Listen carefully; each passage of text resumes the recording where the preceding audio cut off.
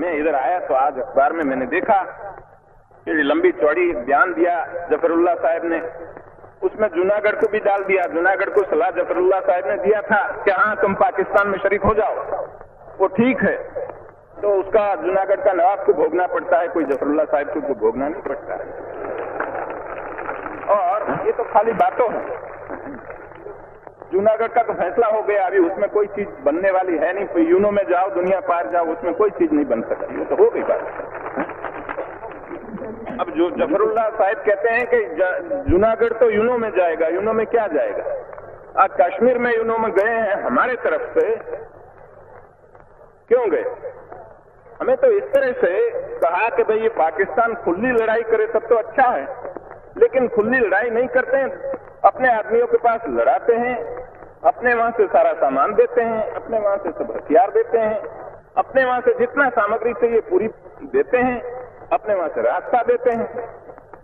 तो उससे तो खुला लड़ाई करे तो अच्छा है, न करे तो हम दोनों उसमें पड़े हैं तो ठीक है, यूनो के पास जाओ, जाके वहां से कुछ हो न हो, लेकिन वहां हम कहां तक बैठ रहेंगे? इस तरह से हम बैठ नहीं रह सकते। तो कश्मीर का मामला तो अलग है, जूनागढ़ का मामला अलग। जूनागढ़ यूनो के पास जा नहीं सकता, क्योंकि जूनागढ़ कहते हैं कि आपने भी रास्ता दिया था। हमने किसको रास्ता दिया था? हमने किसी को रास्ता दिया नहीं। वो जो जूनागढ़ के लोग थे, उन लोग अपने रास्ते से जाते थे, वही रास्ते गए, उसने हमने किसी ने रास्ता दिया नहीं, और हमने न कोई चीज उसको दिया, कोई न साथ दिया। और जूनागढ़ में एक मक्खी भी मारनी नहीं पड़ी, किसी के ऊपर कोई हथियार चलाना ही नहीं पड़ा, फिर क्या रहा? और खुद दीवान ने खुद आके कहा कि मेहरबानी करके हमारी हुकूमत ले लो, हम नहीं चला सकते, और नवाब वहां उठ के भाग के कराची जाकर बैठ गया। फिर जूनागढ़ की बात क्या करते? तो ये चीज तो हो गई। हाँ, हमने एक फैसला किया कि भाई ये रियासतों में हमें एक काम करना चाहिए, कबूल करना चाहिए कि जैसा रियासत के लोग चाहे ऐसा करें। तो जैसे लोगों का लोकमत हो, इस प्रकार करना चाहिए। तो लोकमत जैसा हैदराबाद में हो, कश्मीर में हो, हर जगह पर हो लोकमत, इस प्रकार का करो। हमें कोई फैसला करने में इतराज नहीं है। लेकिन यदि कश्मीर में जो चलता है इस तरह से चलता रहे तो फिर लोकमत करने की क्या जरूरत? हम लड़ाई करके कश्मीर को ले ले तो फिर लोकमत की जगह कहाँ रही?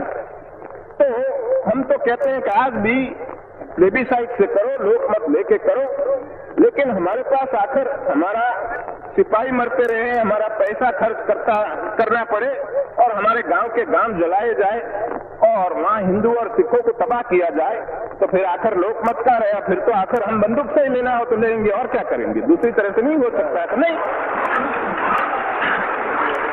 लेकिन हमने एक बात साफ की कि कश्मीर की एक तसु जमीन हम छोड़ने वाले नहीं है, कभी नहीं छोड़ेंगे।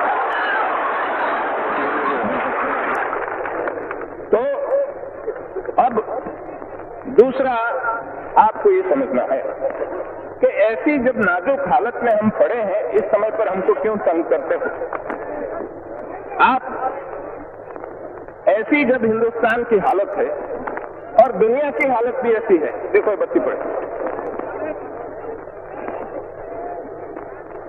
ऐसी जब हिंदुस्तान की नाजुक हालत है, तब हमें क्या करना है?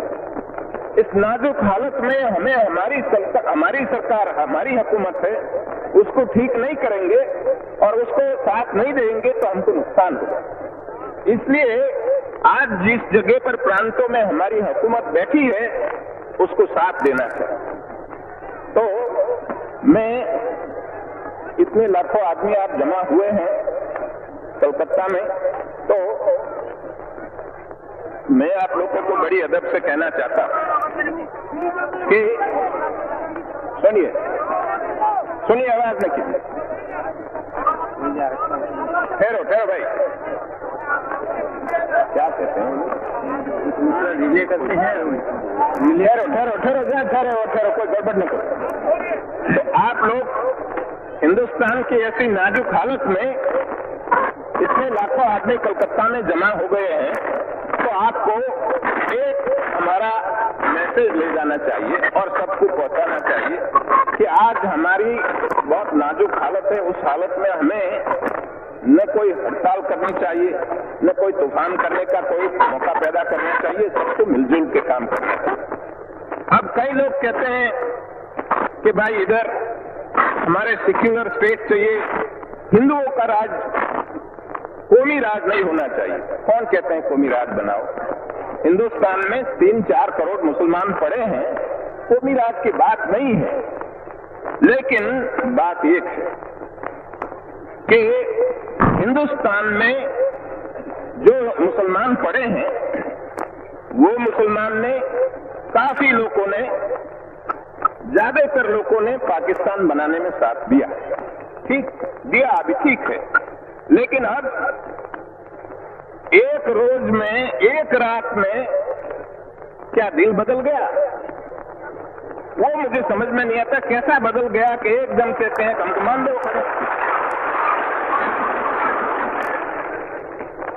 तो ये मेरी समझ में नहीं आता कि एक रोज में दिल सबका कैसा बदल गया। तो कहते हैं कि हम वफादार हैं, तो हमारी वफादारी में शंका क्यों की जाती है? आपको सस्पिशन क्यों आता है? तो हम कहते हैं भाई हमको क्यों पूछते हो? आपके दिल को पूछो, भीतर पूछो, हमको मत पूछो। वो हमको पूछने की बात नहीं है। लेकिन हमने एक बात कही कि आपने पाकिस्तान बनाया, आपको मुबारक, हमें उसमें कोई दखल देना नहीं चाहते। जब दांत गिर जाए, खट्टा हो जाए, तब गिर जाए, तब पीछे आओ, वहां तक हमें पीछे बुलाना है नहीं, हम बैठे ठीक है।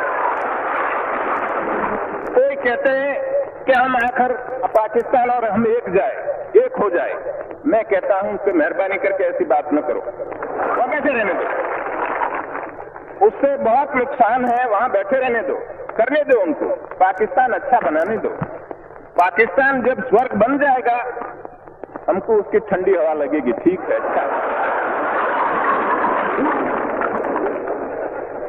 तो आप लोग क्यों ऐसा कहते हो? उनको शंका पैदा होती है, ऐसी बात हम क्यों करें? मजबूत बनाओ, तगड़ा बनाओ, पाकिस्तान हमारा पड़ोसी मजबूत होता तो बहुत अच्छी बात है, तो हमको कोई नुकसान नहीं है, वो ठीक है। लेकिन बहुत दफे ऐसा कहा गया कि पाकिस्तान मिटाने के लिए, उसको बर्बाद करने के लिए हमारे दुश्मन लोगों ने कॉन्स्पिरेसी की। मैं पाकिस्तान के लीडरों को बार बार कहना चाहता हूं कि पाकिस्तान का कोई भी दुश्मन हो और कोई भी कॉन्स्पिरेसी हो तो पाकिस्तान में पड़ी है, बाहर कोई नहीं है, वहां भीतर पड़ी है। जितने दुश्मन है वहां सब, इधर कोई नहीं है। हम उनका कोई बुरा नहीं चाहते हैं। क्यों हम बुरा चाहें? हमने राजी खुशी से तुमको दे दिया कि जाओ तुम पाकिस्तान बनाओ। लेकिन यदि हमारी आंख में धूल फेंकने के लिए कोई आवे तो हम कहते हैं कि इस तरह से हम नहीं चलने देंगे, ये काम नहीं चलेगा। हमारा हिंदुस्तान बाकी का है, उसको छोड़ दो, बाकी हिंदुस्तान को उनका काम करने दो, उसमें आप दखल न दो, तो हम आपके काम में दखल नहीं देंगे। तो आप देख लीजिए, हमने फैसला किया तो जितनी चीज थी उस चीज में उदारता से हमने उनको जितना इनका हिस्सा था उससे ज्यादा भी देने के लिए हमने कोशिश की। लेकिन जब हमने उनका रुपया देने का किया, उस समय पर हमने कहा कि आपको यदि 500 करोड़ रुपया चाहिए और इतना हिस्सा हमारा चाहिए तो हम देने के लिए, आपका हक हो न हो, ज्यादा हम देने के लिए भी तैयार है। लेकिन मैंने लिख के दिया था कि यदि ये रुपये से गोली चलानी हो कश्मीर में तो हम इस तरह से रुपया नहीं देंगे। हाँ, तुम्हारे में ताकत हो ले जाओ, ठीक है, लेकिन हम खुशी से रुपया तो तब देंगे कि जब ये फैसला सब हो जाए तो आपका रुपया है, हम उसमें कोई दखल नहीं देंगे। हमने आपके साथ मिलके एक फैसला किया तो एक कंसेंट डिक्री है, ये तो कोर्ट में जाना न पड़े, लेकिन आपस में बैठ के हमने फैसला कर दिया। तो तुम्हारी डिक्री कब बजेगी? जब ये हुक्मनामा तो तब बजेगा कि जब हमारा फैसला हो जाए। तो कश्मीर का फैसला हो जाए, उस रोज पैसा ले जाओ तुम्हारा।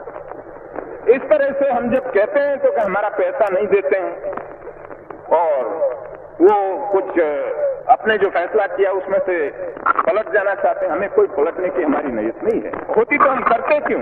जाओ कोर्ट में करो। हमने इस तरह से काम नहीं किया। तो हम बार बार इन लोगों को सुनाना चाहते हैं कि तुम्हारे साथ हमारी कोई बुराई नहीं, न बुराई करना चाहते हैं। तुम्हारे साथ हमें कोई झगड़ा नहीं करना चाहते, लेकिन आप मेहरबानी करके हमको पड़े रहने दीजिए, हमारा काम करने